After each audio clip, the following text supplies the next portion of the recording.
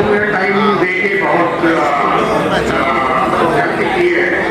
और क्योंकि नए लोगों को तो पता चले कि भाई हमारे जमाने में स्कूल क्या था, कम से कम बात है कि आज से कितने साल हो गए मुझे कुछ बताया था कि वो जो यादें हैं हमारी, वो इतनी ज़्यादा है हमारे दिमागों में, बल्कि मैं ये कहूँगा कि इस उम्र में आके स्टेज पर आके हमारी जो बचपन की जो 5 साल थे या 4 साल स्कूल में बिताए थे, तो फिर अच्छा होता और जो स्कूल की हालत की जगह के मुझे बताया, जो मैंने मुझे मुझे सबसे ज्यादा मुतासिर किया वो सैयद मोहम्मद टोपी साहब थे। टोपी साहब का जमाना मेरे ख्याल से क्या जितने भी हम के जमाने के लोग हैं वो सब कहते थे डिसिप्लिन के मामले में भी स्कूल बहुत अच्छा था और एक्स्ट्रा करिकुलर एक्टिविटीज में बहुत जोर था। अब इन्होंने पार्लियामेंट का जिक्र किया, वो स्पीकर थे, तो उस जमाने की पार्लियामेंट का क्या कहना था, उसका मकसद ये था कि हम लोगों को पब्लिक स्पीकिंग में ट्रेन किया जाए और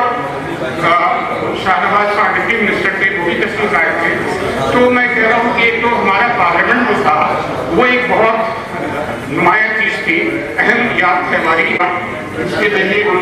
स्टूडेंट में डिसिप्लिन में कायम करते हैं, डिसीजन की मदद करते हैं, जजेस होते हैं होता था उसमें मुख्तलिफ हमारे के डेलीगेट उसमें बहस करते हैं। कोई अमेरिका का बनता था,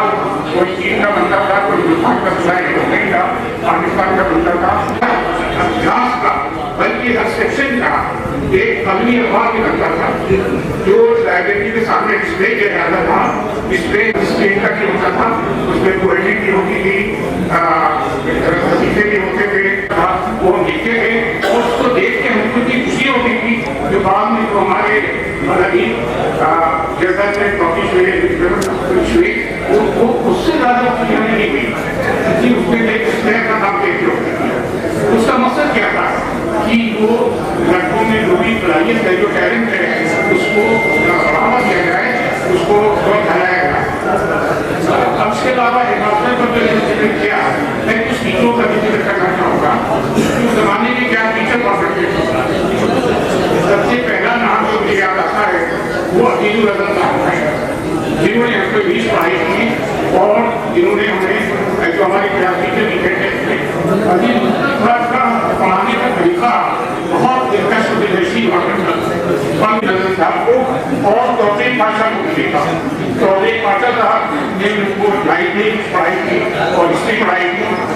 और सब उससे पढ़कर मैं शरीफ साहब को याद करता हूँ जो बाद में एजुकेशन डिपार्टमेंट में बैठे, उन्होंने मुझे सिविक्स पढ़ाई थी 9 और 10 क्लास में और ऐसी पढ़ाई थी उनका बेहतर तालीम गैर राइटिंग था और वो इस तरह पढ़ाते थे कि हमको मुझे तो सर इंटरेस्ट था बारिश साहब पहले से, लेकिन इंटरेस्ट का इजाफा हुआ कि मैंने डिसाइड कर लिया था कि मुझे पॉलिटिकल साइंस पढ़ना है,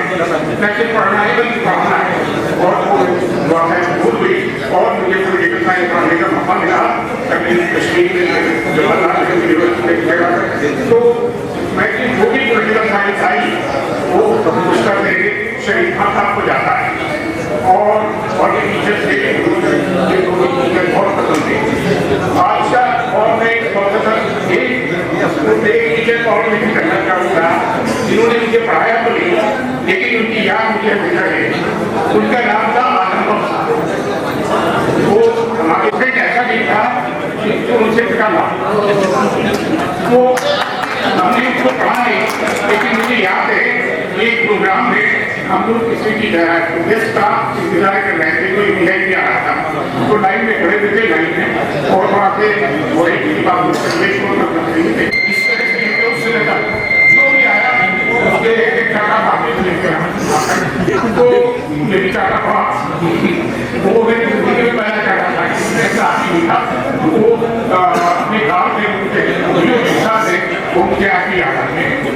उसके अलावा मैं एक और हस्ती को याद करना चाहूँगा, उसका नाम था मंत्री वो घंटा लगा करता है। तो उसने जब मुझे देखा और मैंने उसको देखा तो हम लोग दोनों एक दूसरे को देख के इतना खुश हुए जैसे लगता है कोई दूसरा हो मिलेगा। उसके बाद भी हमारा उससे रास्ता रहा और हमारे नाम में खास करके आता था रजिस्ट्रेट होते थे बहुत बड़े थे, एक मंत्री नहीं बहुत ही मतलब हो गए और भाई का 10 रुपये का मिलता था और 25 रुपये। और मैं ये कहने में मुझे कोई झिझक नहीं है कि उस बिस्किट का और उस पूरा एक मजमून मैंने इसलिए विज्ञापन पे लिखा है, मैं ज़्यादातर उसको पढ़ूंगी अब करते पेश करने की मौका नहीं है। और जहाँ तक इस प्रोग्राम के अपडेट का सवाल है, हमारे भाई ने बहुत बेहतर तरीके को ऑलरेडी बयान किया है, तो मैं तो इसमें यही ऐड करना चाहूँगा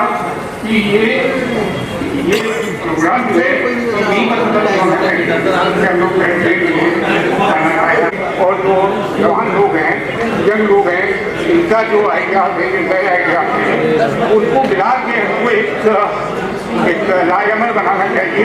एक प्रोग्राम बनाना चाहिए और प्लानिंग करना चाहिए और फिर उससे सबसे ज़्यादा जरूरी है कि उस पर अमल करना। 5 साल में, 6 साल में, 4 साल में जो भी हमने मुद्दत गुजारी है वहाँ पे, अब हमारा फर्ज बनता है कि हम उसको कुछ वापस दें। तो ये मेरे ख्याल से बहुत अच्छा इनिशिएटिव है।